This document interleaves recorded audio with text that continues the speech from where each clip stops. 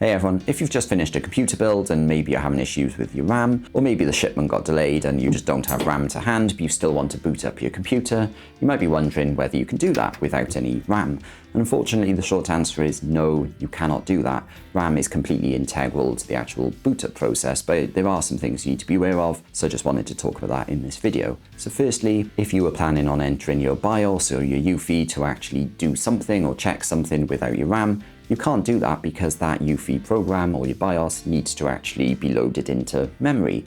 So yes, it's a sort of set of static files on the motherboard chipset, but it also is a running program that needs to be loaded into your memory, your RAM, in order to actually run.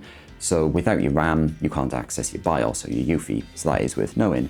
But secondly, the actual RAM is completely integral to the post, which is the startup process that your computer will run through as part of the boot up process. So actually, if you don't have RAM, the post will fail. And actually, if you've got little debug LEDs on your motherboard, it will show RAM, and your computer simply won't boot up without that RAM, so that is worth knowing. Equally, memory training is a really important part of actually booting up, especially with AM5 and more modern systems. It's in fact completely integral, and again, your computer can't start up without that RAM. Obviously, you can't do memory training without the memory, which might seem obvious, but I just wanted to point that out. However, if you don't have your RAM and the main issue is that you wanted to do a BIOS update, you might be in luck, because what you can often do is many motherboards support BIOS flashback.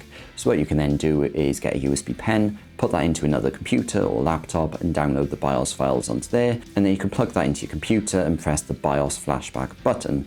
And you should check your manual for the exact process, but often you need to put the USB into a particular BIOS flashback slot, and then you press that special button, and your computer can then start up without a CPU and without RAM, and update the BIOS, which is quite nice. And then when your RAM does finally arrive, you could put that in and then start up your system with the latest BIOS. Hopefully that makes sense. If you've got any comments, please drop them down below. And if you enjoyed this video, please click the thumbs up button and please subscribe to see more short videos like this.